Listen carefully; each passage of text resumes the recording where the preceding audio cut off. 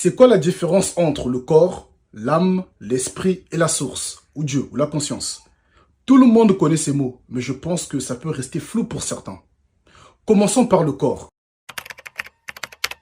Le corps est un avatar biologique, la coquille matérielle, fragile, faite de chair, d'os et de fluide, mais surtout programmable. Il obéit à la chimie, au temps, à la gravité. Il a été calibré pour ce monde, pas pour l'immensité. Tu ne vis pas dedans. C'est lui qui apparaît dans ta conscience comme une interface. C'est le véhicule temporaire, soumis à la physique et à la décomposition. C'est ce véhicule qui te permet d'expérimenter, de vivre ton incarnation actuellement. Mais ce n'est pas toi. C'est un scaphandre, un costume qui t'est prêté par le système biologique terrestre. Bien évidemment, sur d'autres planètes, tu n'as pas le même corps, ça va de soi. Ce corps n'est propre qu'à la Terre. Le corps, c'est de la matière. Et la matière, c'est juste de l'information. Cette information vient de la source. Donc, tout ce qui est physique est un motif de conscience. La conscience se compacte, se densifie et apparaît comme solide. En vrai, la matière, c'est juste de l'énergie intelligente qui a pris forme. Tu veux méditer, ton corps te dit « va d'abord pisser ». Tu veux faire une pompe de plus, mais tes bras tremblent. Ça, c'est le corps. Il réagit. Derrière l'avatar, donc le corps, il y a l'âme. L'âme, c'est une identité profonde, mais semi-éveillée. Elle porte les mémoires, les couleurs, les élans, les cicatrices, les expériences, les potentialités accumulées à travers les vies. Elle fait le lien entre l'avatar, donc le corps, et la source. L'âme est le pont. Elle traverse les incarnations.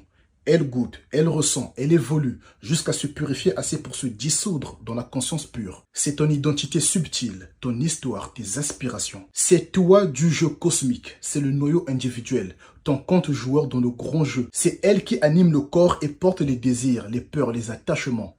Elle est immortelle mais cyclique, c'est elle qui se réincarne. C'est elle qui voyage de vie en vie, celle qui apprend, évolue. Sa fonction est de ressentir, d'expérimenter, de donner une saveur unique à ton existence. En gros, elle fait le pont entre le local et l'universel. L'âme s'incarne, vit, apprend, meurt, se désincarne et recommence. Tu vois une personne et tu as profondément l'impression que vous vous connaissez déjà. Mémoire de l'âme, pas du corps. Tu as une peur irrationnelle, de l'eau, des hauteurs, de l'abandon, cicatrice de l'âme. Ça, c'est l'âme. L'âme goûte, le corps traduit. L'esprit. L'esprit est l'étincelle, le rayonnement, l'antenne.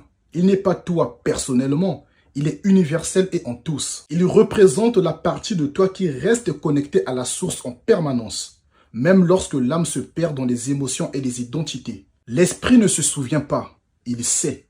Il ne ressent pas, il oriente. C'est le vrai toi, celui qu'on nous cache. C'est le courant électrique qui fait fonctionner l'âme et anime le corps. C'est l'aspect de toi qui est toujours